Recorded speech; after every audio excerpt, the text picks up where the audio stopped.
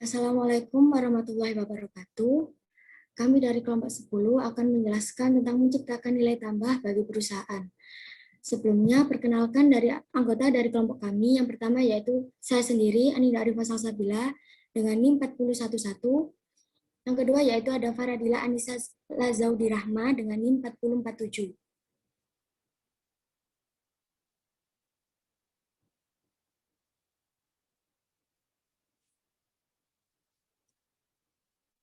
Pentingnya nilai hakikat dan pengertian nilai tambah.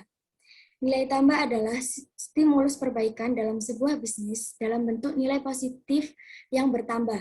Semakin banyak nilai tambah yang diciptakan, maka semakin tinggi peluang dan daya saing bisnisnya. Untuk meningkatkan nilai tambah bisa dilakukan dengan kreativitas dan inovasi guna menciptakan produk baru dan berbeda. Nilai produk dan Nilai produk akan bertambah jika barang atau jasa dan metode atau cara yang dihasilkan baru dan berbeda. Bentuk dari nilai tambah adalah kebaruan dan perbedaan produk atau cara.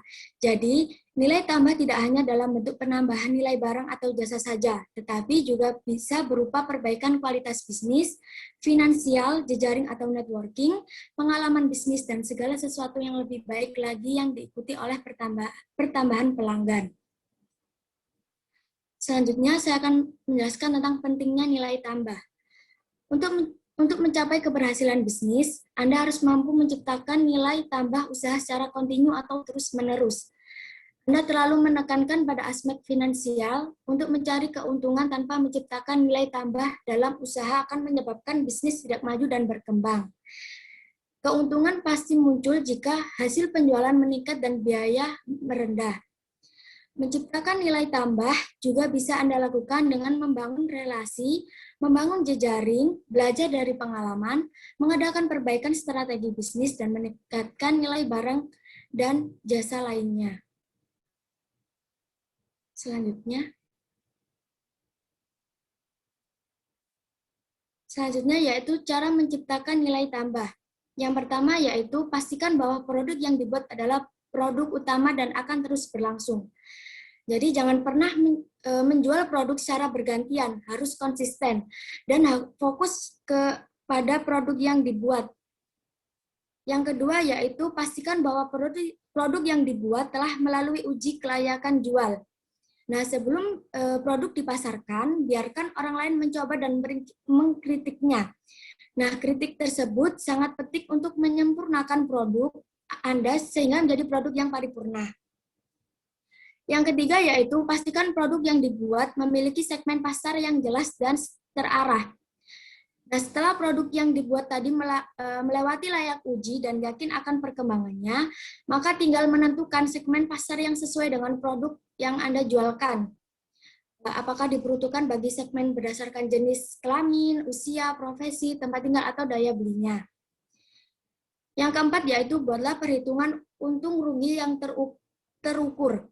Walaupun latar belakang Anda bukan dari keuangan, misalkan akuntansi, tidak ada salahnya mencoba membuat perhitungan dengan mempelajari dan membaca laporan keuangan, baik laporan posisi keuangan, laba rugi, atau perubahan modal. Selanjutnya yaitu langkah menciptakan nilai tambah. Yang pertama yaitu berikan sesuatu yang lebih dibanding pesaing kepada konsumen. Misalkan dalam bentuk bonus dari pembelian. Beli satu gratis satu atau buy one get one. Pembeli bisa diantar ke konsumen atau layanan lain yang membuat konsumen itu senang dan puas terhadap pelayanan yang kita berikan. Yang kedua yaitu lakukan layanan purna jual. Tidak ada salahnya jika memiliki layanan purna jual yang berbeda dengan pesaing lainnya. Misalkan jika pesaing cuma memberikan garansi 1 minggu. Nah, kita bisa memberikan garansi 1 bulan, tentunya dengan pertimbangan logis yang kita miliki. Yang ketiga yaitu berikan edukasi gratis bagi konsumen. Nah, berikan pengetahuan tentang produk yang kita pasarkan, misalkan berupa komposisi, karakter, maupun fitur yang dimilikinya. Secara tidak langsung, kita telah membangun reputasi sebagai seorang ahli di alam pikiran konsumen. Selanjutnya yaitu akan dijelaskan oleh Faradila.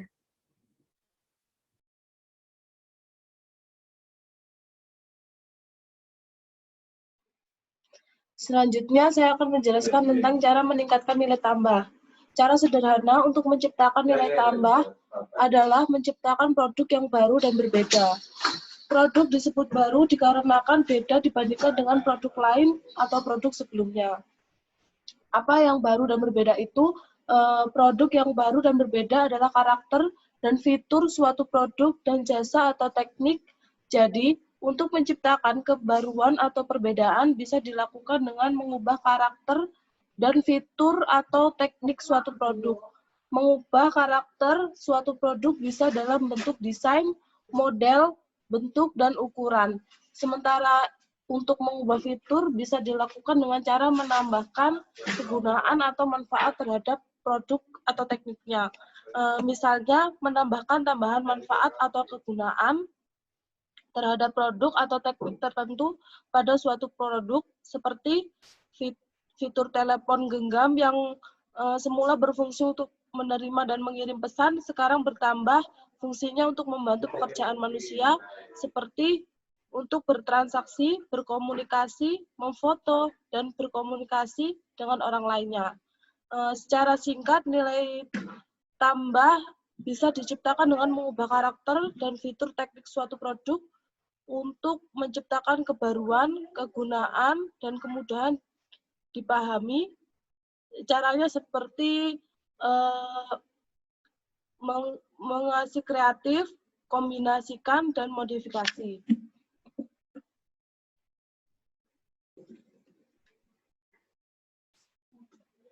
Yang selanjutnya, strategi menciptakan nilai tambah.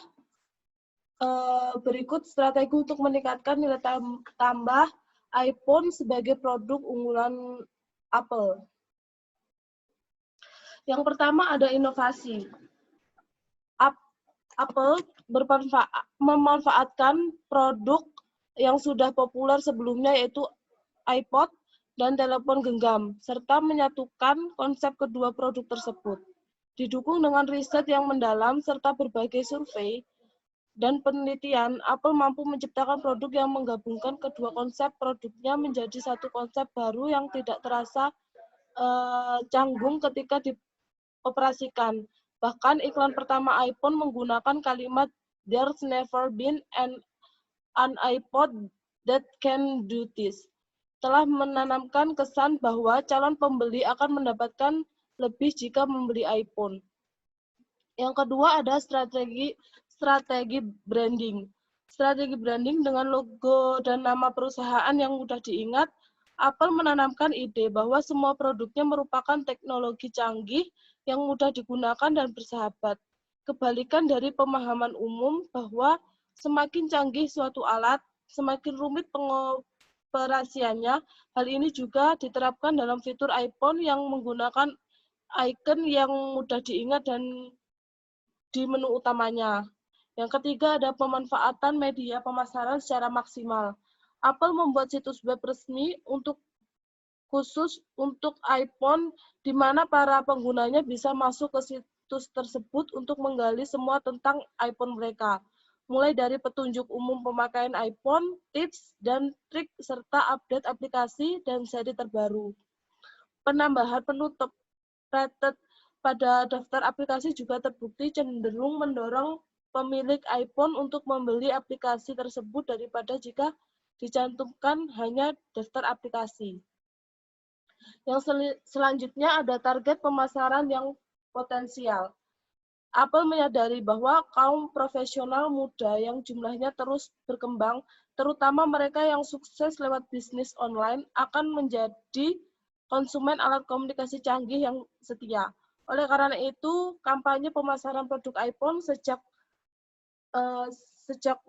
seri pertama selalu menonjolkan hal-hal yang akan menarik perhatian kaum muda dan profesional. Produk yang canggih, trendy, dan serba bisa. Sampai saat ini, Apple tidak pernah berhenti melakukan inovasi dan penelitian agar terus menciptakan nilai tambah dan tetap menjadi market leader di pasar teknologi komunikasi.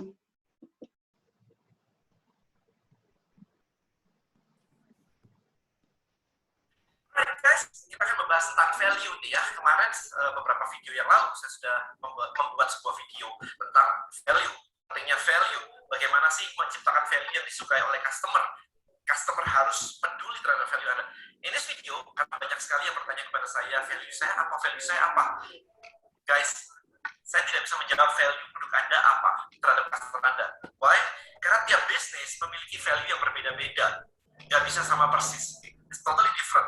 Di video ini, saya akan memberikan kerangka kepada Anda, pola pikir saya, gimana sih ketika saya menciptakan sebuah produk atau offer, value apa saja yang bisa dimasukkan jadi satu di situ.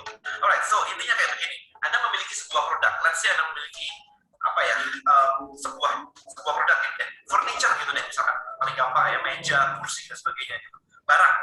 Biasanya yang terjadi adalah Anda jual barang selesai. Kalau disuruh ngasih value lagi, pikiran banyak orang adalah ya udah kasih diskon kayak dibantuin pasang di rumah, that's it gitu. Nah, itu udah benar sih, gak ada masalah sih. Cuman kalau Anda memberikan diskon-diskon terus-terusan, pasti Anda habis. Karena furniture punya harga modal. Kalau digital product lebih different. Karena digital product modalnya ya bikin sekali, mau dikopi banyak orang, sama aja gitu. Modalnya nggak bertambah. Tapi kalau furniture, beli 1 sama beli 10, modalnya juga naik 10 kali lipat. Right? So, pikirkan seperti ini. Barang Anda atau offer Anda, sebelum orang beli, dan setelah orang beli, kira-kira mereka butuh apa di pre-purchase sama di post-purchase? Butuhnya apa? So, for example nih, misalkan Anda jualan furniture, maka kira-kira orang setelah beli furniture, dia butuh apa lagi?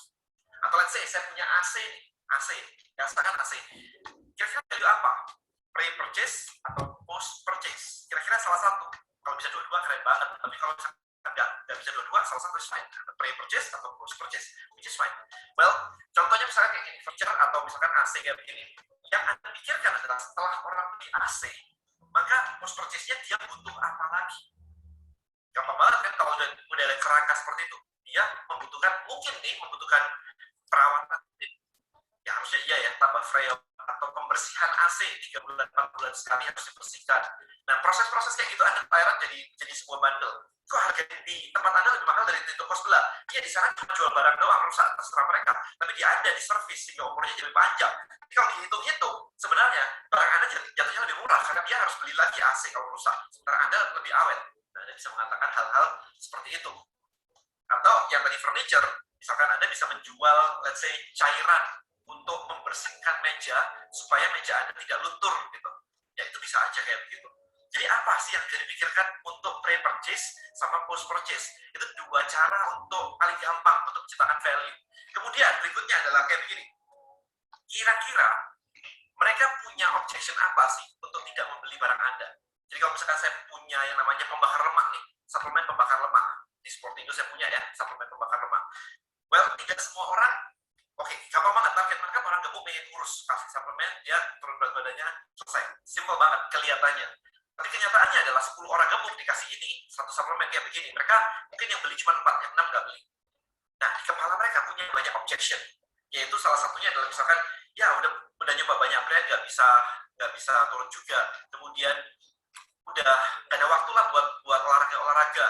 Kemudian makan diet nggak enak nih, kayak harus rebus-rebusan, nggak bisa ini, nggak bisa itu. Jadi, itu objection di otak mereka, yang membuat mereka kayak, enggak deh, kayaknya nggak usah deh pakai produk ini gitu. Padahal produk ini solusi untuk menurunkan berat badan.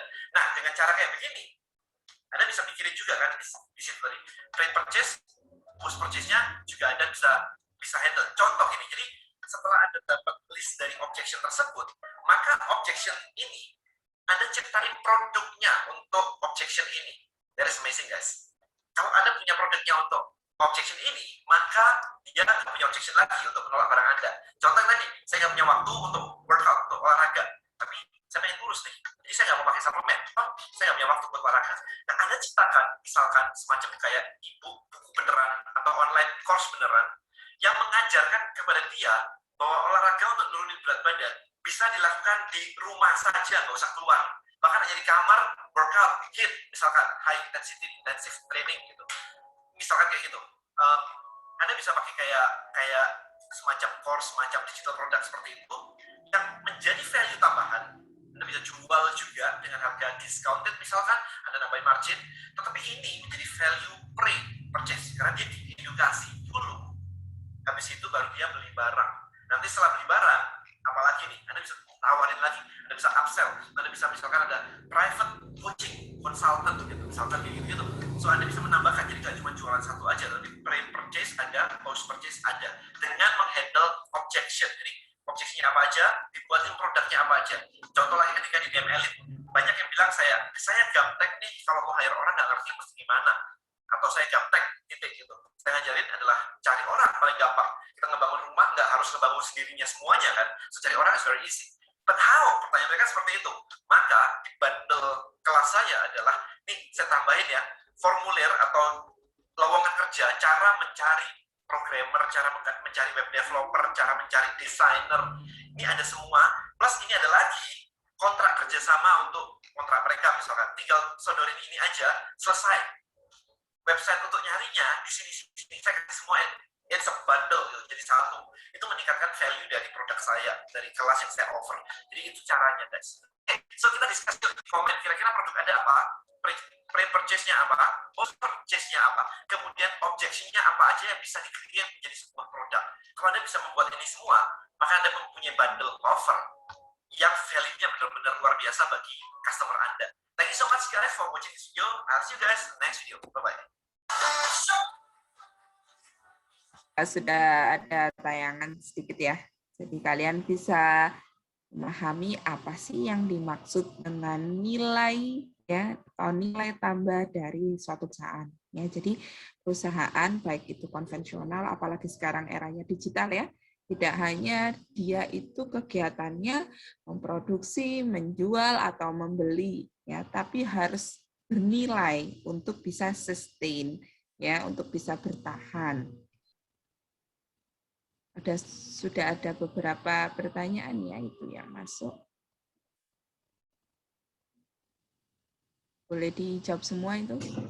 Ya, baik, saya akan menjawab pertanyaan dari Putri Ayu Lestari.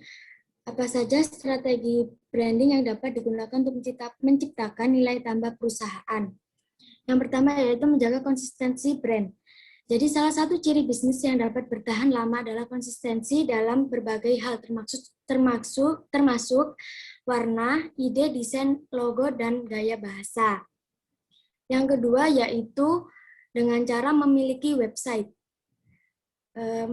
Media sosial merupakan salah satu alat untuk membangun bisnis. Nah, website ini sangat penting untuk perusahaan dapat menciptakan nilai tambahnya. Yang terakhir yaitu dengan membangun kedekatan antar konsumen. Konsep kedekatan tersebut dapat digunakan untuk meningkatkan citra positif sebagai pembisnis. Cara penerapannya berbeda-beda, tetapi yang paling sering dilakukan adalah melalui komunitas pengguna. Bagaimana Putri, apakah bisa diterima atau menanggapi? Baik, terima kasih. Baik, saya akan menjawab pertanyaan dari Nurika Wanadi. Pertanyaannya, Google adalah salah satu perusahaan terkaya di dunia, hanya menyediakan informasi bagaimana Google bisa mendapatkan keuntungan yang tinggi jika dilihat dari kinerja pemasarannya. Kebanyakan orang memang menanyakan bagaimana sih Google mendapatkan keuntungan. Padahal dari sekian banyak jenis aplikasi dan layanan yang ditawarkan oleh Google, ini hampir semua gratis. Seperti yang dikutip dari Tempo bahwa pada kuartal 2 tahun 2012, Google meraup keuntungan melebihi 12,21 miliar US dollar. Angka ini ternyata kebanyakan diperoleh dari iklan. Google memiliki media layanan promosi atau AdSense bernama Google AdSense, di mana layanan ini dipromosikan lewat situs Google.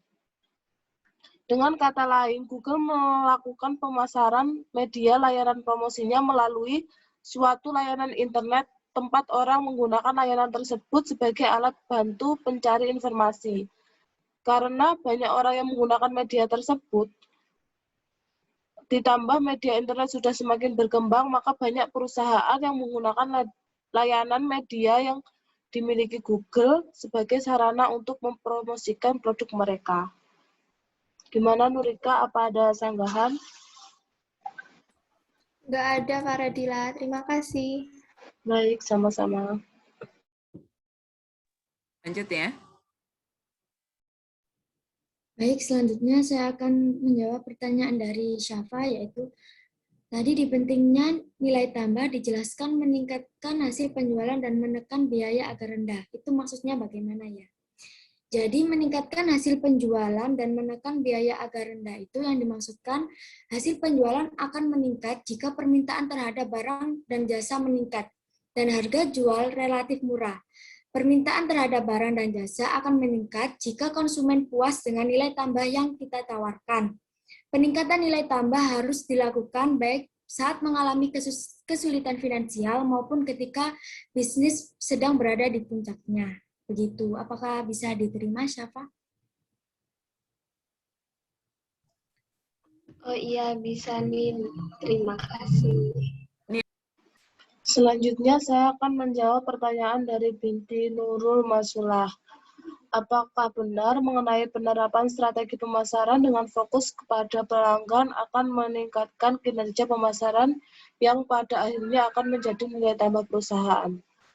Kalau menurut saya sih benar. Karena dalam menerapkan strategi pemasaran, di mana salah satu hal penting yang menjadi acuan atau target adalah pelanggan ataupun konsumen. Penerapan strategi pemasaran yang terfokus pada pelanggan akan memberikan dampak positif bagi perusahaan, di mana perusahaan akan bertahan hidup untuk jangka panjang. Strategi pemasaran yang lemah terhadap fokus untuk pelanggan akan berdampak buruk bagi pemegang saham. Pengukuran kinerja pemasaran bergantung pada parameter-parameter yang menunjukkan pengembangan kinerja marketing dan tingkat keuntungan marketing. Keberadaan strategi pemasaran sangat berkontribusi dalam memaksimalkan nilai kinerja pemasaran yang berujung memuaskan para pemegang saham. Dengan kata lain, penerapan strategi pemasaran yang tepat pada konsumen akan meningkatkan kinerja pemasaran yang berimplikasi pada peningkatan keuntungan perusahaan dan memuaskan para pemegang saham tersebut. Gimana, Binti Nurul? Iya, terima kasih. Ya, selanjutnya saya akan menjawab pertanyaan dari Anita Anjar Kurniasari. Langkah-langkah apa saja yang harus dilakukan untuk menambahkan nilai perusahaan jika kinerja pemasaran tidak lagi sesuai dengan target pemasaran? Jika kinerja pemasaran tidak lagi sesuai dengan target pemasaran, perusahaan kita harus membuat strategi baru atau mengoreksi kembali strategi pemasaran kita yang dulu agar kinerja kita tuh kembali normal. Yang pertama caranya memberikan sesuatu yang unik. Dalam dunia pemasaran persaingan kan sangat ketat. Banyak produk atau pesaing lainnya yang memiliki produk unggulan-unggulan, jadi kita harus mempunyai strategi pemasaran yang lebih daripada pesaing-pesaing lainnya, membuat produk yang sesuatu yang unik, yang berbeda dari dan memiliki ciri khas usaha bisnis. Lalu kita harus lebih interaktif. Kita harus bisa menciptakan hubungan interaksi antara penjual dan pembeli. Lalu selanjutnya kita harus membuat target baru yang lebih masuk akal,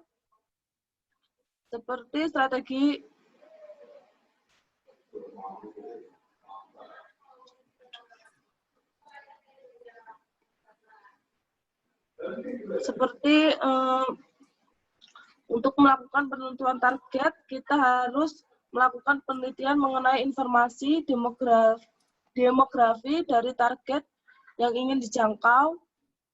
Selanjutnya membuat strategi baru ketika strategi pemasaran yang lalu itu gagal. Gimana Anita Anjar. Iya, sudah cukup, Faradila. Makasih. Baik, sama-sama. Ya, tadi ya beberapa penjelasan terkait dengan nilai tambah perusahaan gitu ya. Jadi memang kalau kita bicara nilai tambah itu adalah yang pertama itu sebenarnya kita harus pahami dulu aktivitas bisnis kita ini bergerak di bidang apa. Ya, kalau kalian lihat gitu ya dari tugas yang sudah saya berikan sebelumnya, gitu kan macam-macam ya. Ada yang bergerak di bidang fashion, ada yang bergerak di bidang filman, ada yang bergerak di bidang pendidikan, kesehatan, terus apa lagi kemarin ada yang bergerak pertanian bahkan ya, ada yang kemarin kesehatan dan sebagainya lah ya.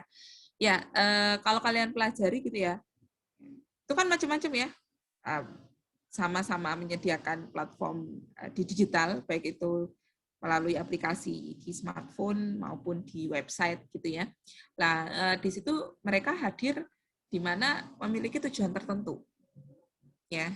Misalnya contohnya kayak Tanihub gitu ya. Dia tujuannya kan untuk membantu para petani ya, untuk bisa memasarkan gitu ya, memasarkan produknya ya, petani, kemudian terutama orang-orang yang di pasar gitu ya, supaya bisa mengkonsumsi hasil pertanian seperti itu secara langsung. Ya, tujuannya untuk meningkatkan pendapatan petani. Ya, ada tujuan mulia.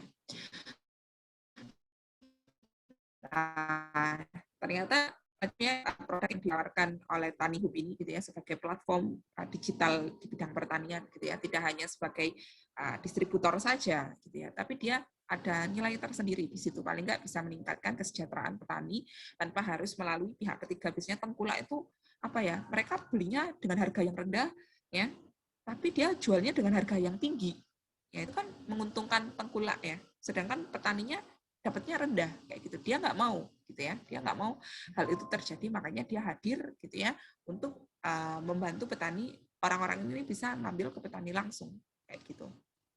Ada misi mulia. Dan kemudian ada program-program baru yang ditawarkan, misalnya seperti itu. Akhirnya dia bekerja sama dengan misalnya KUD atau distribusi-distribusi sekitar gitu ya, untuk membantu petani ini terlindungi seperti itu. Nah, ini kan juga harus dipikirkan ya untuk hukumnya dan sebagainya. Sama kayak di kesehatan tadi misalnya. Nah, ini kalian harus pahami bahwa untuk meningkatkan dan orang itu mengenal apa sih, saya yakin ada nggak sih yang tahu Tanihub di sini?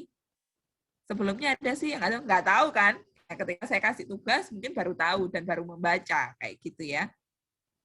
Jadi ada gitu ya. Jadi memang platform saat ini tuh tidak hanya menyediakan bisnis gitu ya, bisnis di era digital gitu ya, bisnis berbasis digital, tapi harus ada maknanya, value-nya ya, sebagai nilai tambahnya dia gitu ya. Lah, kalau itu sudah tercapai, dia kan ingin meningkatkan gitu ya. Apa yang bisa menjadi nilai tambah lagi? Ya, misalnya seperti itu, kayak nah ini kan Gojek dengan Tokopedia melakukan merger gitu ya. Harapannya itu apa sih? Nah, ini ada peningkatan bisnis pastinya ya. Nilai bisnisnya, evaluasinya. Terus kemarin Halodoc ya, mendapat kucuran dana kan dari yang namanya Astra. Ya, melakukan kolaborasi seperti itulah. Ini penting banget gitu. Jadi memang bisnis saat ini itu harus seperti itu gitu loh, meningkatkan kolaborasi, networking untuk meningkatkan nilai tambahnya. Sebentar ya Mas, sore hari ini. Oke, terima kasih untuk sore hari ini. Semoga kita selalu sehat ya. Sehat selalu, bisa saya akhiri. Assalamualaikum warahmatullahi wabarakatuh. Waalaikumsalam warahmatullahi wabarakatuh. Waalaikumsalam. Terima kasih Bu. Izin live dulu ya.